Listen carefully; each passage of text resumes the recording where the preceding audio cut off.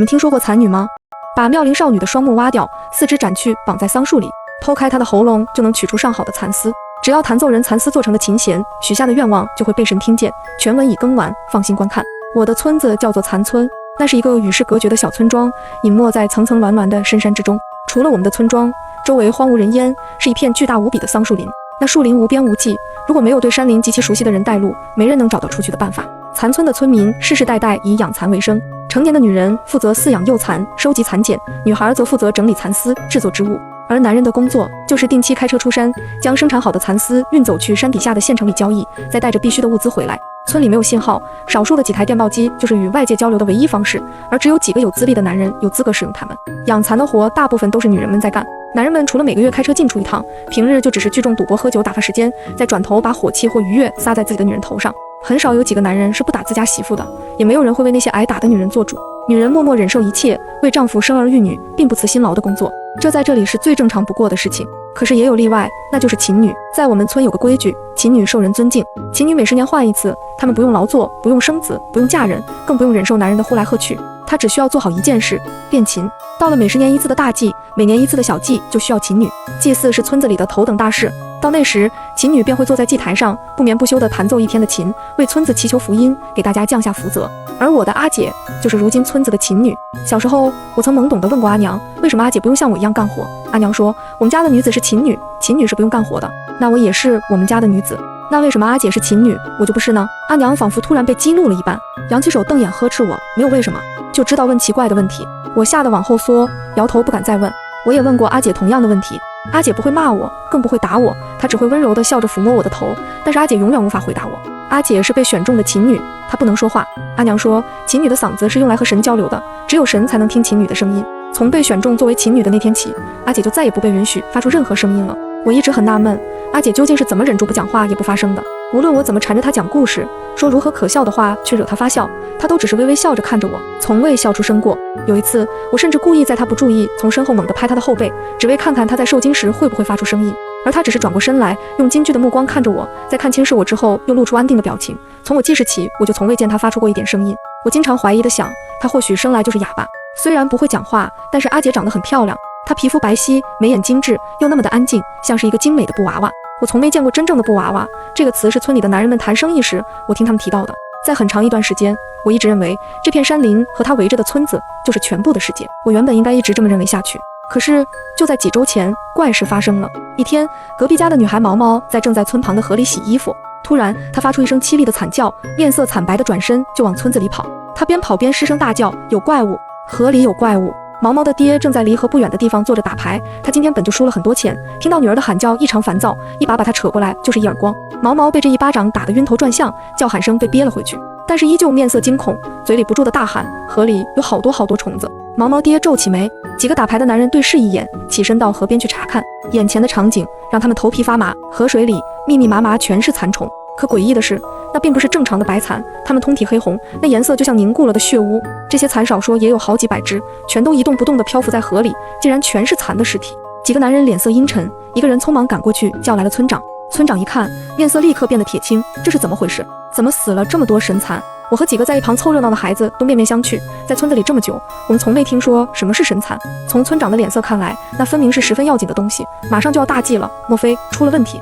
我听见他小声地呢喃着，我好奇极了，可他的声音太小，我听不清楚。几个大人发现了围观的我们，瞪眼呵斥着把我们赶走。我转过身，突然看见阿姐竟然没在屋里练琴，此刻也站在河边。她直直地盯着河里蚕的尸体，像是被勾走了魂一般，表情说不出的诡异。这真奇怪，阿姐从不喜欢看热闹，她到底在看什么呢？当天晚上我睁开眼，发现自己竟然不睡在床上，而是站在村子的门口。更可怕的是，我没办法控制自己的身体，我向着村外的树林走去。林子里正弥散着一片朦胧的雾气，几米之外都难以见物。很快我就走到了林子的中央，我不知道自己在哪里，也不知道我要去哪。丧失了身体控制权的我只能这样一步一步向着更深处走去。终于我停在了一棵树前，那是一棵古怪的树，它的树枝已经光秃枯黑，上面一片叶子也没有，却结着好多颗大大的果实。那黑色的树干上似乎有什么东西隐约在动，我定睛一看，树干上密密麻麻全是黑红的虫子，软体的虫子身上有隐约的分节，前方是一个丑陋褶皱的脑袋，它们一层一层紧贴着树干的表面，在拥挤之下蠕动着，夜色里看上去就像整个树干的轮廓在扭曲蠕动。这分明是一树的蚕，可蚕怎么会是黑红色的？我尖叫着想要逃跑，可控制不了自己的动作，一步一步，我竟然还走向了那棵诡异的树。随着我的靠近，我眼睁睁看着树干上那些蠕动的虫子越来越清晰。突然，我看见有几只表面的虫子在拥挤之下站不住脚，连带着周围开始摇摇欲坠。哗啦，大片的虫子从树干上掉下，落了我一身。我目眦欲裂，可身体却无法动弹。虫子柔软的躯体贴在我的皮肤上，有些落在我的头上，有些落在我的肩上，还有些顺着领口滑进了我的衣服里。它们的足攀住了我的身体，在我身上扭动挣扎着，鸡皮疙瘩从全身的皮肤冒起来，可我却无能为力。这时，我听见了说话的声音，是女孩子的声音，不是一个人的，而像是很多人的。无数女孩的声音在我耳边响起，那声音空灵朦胧，像是从很远很远的地方传来。慢慢的，我分辨出一些零星词汇的含义：救命，救救我，我好疼，你快跑，你快逃。我害怕极了，甚至忘记了全身落满虫子的恶心。那些声音从四面八方笼罩着我，伴随着阴寒的哭泣声、扭曲的尖叫声。我看着面前的那棵树，声音好像是从它发出来的。此时浓雾似乎有些散去，我抬起头，看到那树的树枝上挂着的根本不是什么果实，那是一个一个的人头。那些人头被挖去了眼睛，血淋淋的两个空洞正对着我。所有人头的嘴都大张着，他们全都只有被割掉了的半截舌头。那些半截的舌头此刻正随着说话声不断的扭动着，是那些人头在说话。我心跳如雷，极度的恐惧之下，我尖叫着坐了起来。梦醒了，我坐在床上，大汗淋漓地喘着气。原来刚刚诡异的一切都是一场梦。我的心跳稍微安定了一点，还好是梦。可不等我松一口气，我发现有个人影正站在我的床旁。我下意识的就要尖叫，却看清了那人的面孔，是阿娘。阿娘不知何时来到了我的床边，正直勾勾地盯着我看。我吓出一身冷汗。娘，你站在那里做什么？阿娘并不回答我，她的表情阴沉的可怕，在黑暗里说不出来的诡异。她开口，声音里是骇人的愤怒：你给我出来！我害怕了一阵，下意识地挪动身体要下床，可阿娘好像对我的动作并没有反应。我这才意识到，她并不是在和我说话。但我的房间里明明只有我一个人，如果不是对我，那她是在和谁讲话？你自己出来，还是我把你拖出来？阿娘又一次开口，她盯着的地方似乎是我的床下。我的床下有人，我眼睁睁看着一个人从我的床下慢慢地爬了出来。是阿姐。阿姐怎么会睡在我的床下？只见阿姐慢慢地站起来，阿娘3两步向前，二话不说就是一个耳光。你出息了呀，跑到你妹妹的床底下做什么？你耍什么鬼把戏？这个耳光扇得很重，我看见阿姐漂亮的脸上浮起了明显的指印，鲜血从她的嘴角流下，可她还是那么安静，什么声音也没发出。阿娘红了眼睛，我从未见过她这么愤怒的样子。她一把扯住阿姐的头发，拽着她出了我的房间。咚的一声，我知道阿姐被她扔在了地上，紧接着一脚又一脚，踩踏声重重响起。你出息了呀，我打死你，叫你偷跑，要是坏了大事，我让你们姐妹都给我陪葬。我吓得蜷缩在床上，用被子紧紧裹着自己。房间外的殴打声还在持续，但是始终只有单方面的声音，即便是遭受了这样的毒打，阿姐依然安静，没有发出一点声音。我捂紧了自己的耳朵，强迫自己不去听那些声音。阿娘一直打到了清晨，直到她筋疲力尽，才终于放过了奄奄一息的阿姐。等阿娘离开，我才敢走出房间门。阿姐还躺在地上，她侧躺着，双眼空洞地望着前方，脸上一点血色也没有。她全身满是大大小小青紫的淤血和流血的伤口。我走过去蹲下，想给她清理一下伤口，可就在这时，我突然看见，在阿姐破开的皮肤伤口里，一只黑红的蚕虫蠕动着探出了脑袋。我尖叫一声，坐倒在地。可我再定睛一看，那就是普通的伤口，哪里有什么蚕虫？我越想越怕，昨晚我梦见的到底是什么？阿姐又为什么要偷偷睡在我的床下？这时，阿姐慢慢地从地上坐了起来，她好像终于回过神来，空洞的眼睛里有了微弱的光彩。她突然急切地拉过我的手，冰凉的手指在我的手心认真写画着什么。可惜我当时并不识字，后来我才知道，阿姐那时写的是快逃。接二连三的，村子里的怪事越来越多。先是在垦田时，有人翻开土，发现泥里全是蚕的尸体，和之前河里的一样，通体黑红。紧接着，又有人在洗菜时发现菜叶子的那面爬满了黑红的蚕。随后，在石头下面、井水里面、土墙上面，到处都能找到黑红的蚕，并且被找到时，一条活蚕也没有，无一例外，它们全是尸体。这天，我正提着一桶糟糠去给家里的猪喂食，我忍着腐烂的心气，把那些发酵了的猪食倒在猪的食槽里。可奇怪的是，猪们并没有像往常一样急哄哄扑过来抢食，它们慢悠悠地走上前，用鼻子嗅了嗅，然后才无精打采地张口吃饭。我很疑惑，这些猪是不是病了？为首的那只猪吃了几口饭，突然住了嘴，它的喉咙里发出一阵咕噜噜的响动，似乎正经历着什么巨大的不适。我低头查看它的情况，那猪猛地张开嘴，从它的嘴里一大块漆黑腥臭的东西被呕了出来，那气味恶臭扑鼻，我几欲呕吐。可这时我惊恐地看清了，那团黑乎乎的东西是一大坨挤在一起的黑红蚕虫的尸体。这些尸体混合着黏糊糊的消化液挤在一起，有些已经被溶解了一半，流出乌黑恶心的粘液。我吓得快要哭出来，张大嘴想要尖叫，可是连声音也发不出。我跌跌撞撞地跑出了猪圈，一出去我就和阿娘撞了个满怀。阿娘，那些猪肚子里都是蚕！我吓坏了，顾不上阿娘阴沉的脸色，哭得上气不接下气。出乎意料的，阿娘反常的并没有训斥我，她伸手轻拍我的后背，声音里竟然带着我很少听见的陌生的温柔。别哭，阿娘知道了，没事了。我慢慢的在阿娘怀里停止了啜泣，这突如其来的温柔让我惊喜异常，但又在心里感到疑惑，一向凶狠的阿娘怎会突然对我好起来？见我停止了哭泣，阿娘放开了我，慢慢的在我面前蹲下来，她的双手捧住了我的脸，目不转睛的看着我的眼睛。好孩子，告诉我，你的阿姐去了哪里？阿姐不见了吗？我茫然的看着她，我不知道。阿娘还是盯着我的眼睛，你知道的。我急得又要哭出来，我真的不知道。脑海里闪过那天阿姐被打的情景，要是阿娘觉得我在说谎，我也一定会挨打的。阿娘不说话了，她沉默地站了起来。我站在原地止不住地发抖，可是想象中的巴掌没有落下来，阿娘只是轻轻拍了拍我的头。你回去吧。阿姐最后还是被找到了，却是在村长儿子的家里。被发现时，她正躺在村长儿子的身下，望着天花板的眼睛里一点光也没有。带人撞开房门的正是村长，他看着眼前的情景，气急败坏，用拐杖使劲揍着。村长儿子被他打得连连缩头，不就是几只死虫子吗？有什么好怕的？村长气坏了，一口气顺不过来，身边跟随的人连忙给他把水杯递过来，他颤颤巍巍地接过，刚喝一口，突然脸色骤变，只见那杯子装着的水面上赫然漂浮着一只黑红色蚕的尸体。村长脸色差极了，他抬头看了一眼还躺着的阿姐，他从刚刚开始就一动不动地盯着天花板，仿佛真的变成了一个没有生气的玩偶。大祭提前，周围人似乎大为震撼，不能再拖了，明天就办大祭。大家面面相觑，但也只好忐忑地同意。没有人注意到躺在床上如同死人一样的阿姐，在此刻勾起嘴角，露出了一个诡异的笑容。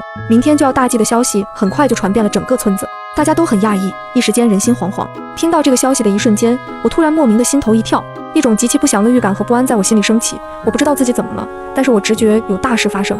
我放下了手头的活，发了疯一样的冲出屋子，我要去找阿姐。幸运的是，我很快就发现了阿姐的所在，她正穿着一件宽大单薄的长裙，雪白的身子几乎大半露在外面。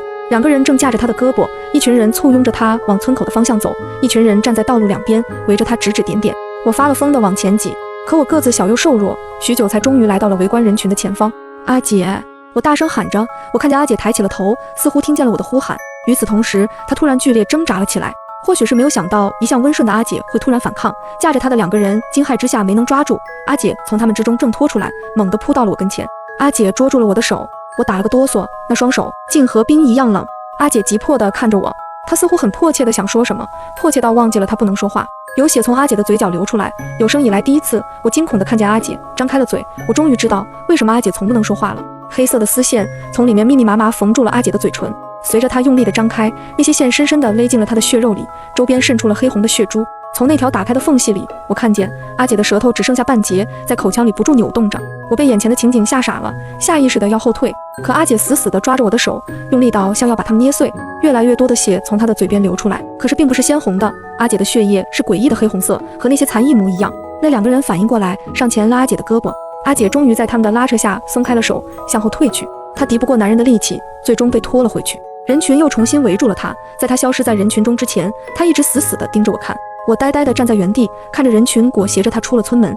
我的手指无意识地抽动了一下，碰到了一个硬物，我这才注意到，刚刚阿姐把一个东西放在了我的手心里。我颤抖着低头，抬起手，张开手指，我的手心里静静地躺着一只虫子的尸体，但那并不是蚕的，那是一只蚕长大后的黑色蛾子的尸体。晚上，我又做了一个梦，梦里我又走在了那片起着浓雾的森林，走到了那棵诡异的树前。树枝上，那些少女的头颅在风里摇晃着，她们嘴里的半截舌头扭动着，发出扭曲恐怖的呼喊声。她们脸上的两个空洞里，液体汩汩涌出黑红色的血泪，和第一次的梦里一样，她们在我耳边说话，说着好多好多混乱诡异的话。可是这次，我不再感到恐惧了。我站在树前，控制我自己发出了声音：“阿姐，是你吗？”耳边混乱的呓语有瞬间的停顿，接着我听到了一个轻柔的声音，像是隔了一层雾隐约的传来。妹妹，泪水模糊了我的眼睛。我从没听过阿姐说话，但我知道那就是阿姐的声音。我继续说：“阿姐，你被带到哪里去了？那些人是不是要害你？我该怎么去救你？”许久以后，阿姐的声音才又从呓语里传来：“离开，在明天你要离开这里。”阿姐的声音里透着深深的悲伤，但又那么温柔。我离不开了，泪珠从我的脸上滚落。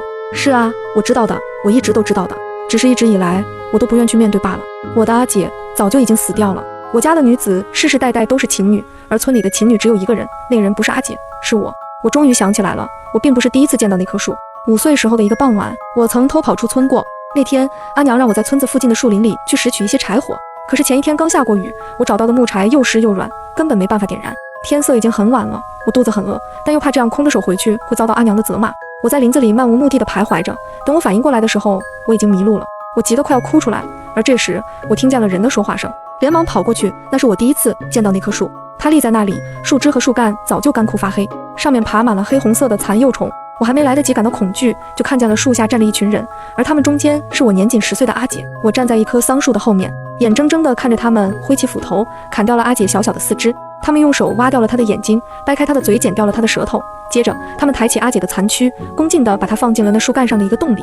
血从阿姐的身体里流出来，流进了那树的树皮里。那棵树仿佛受到了滋润，上面挂着的蚕虫得到营养，开始兴奋地蠕动。整个过程，阿姐都清醒着。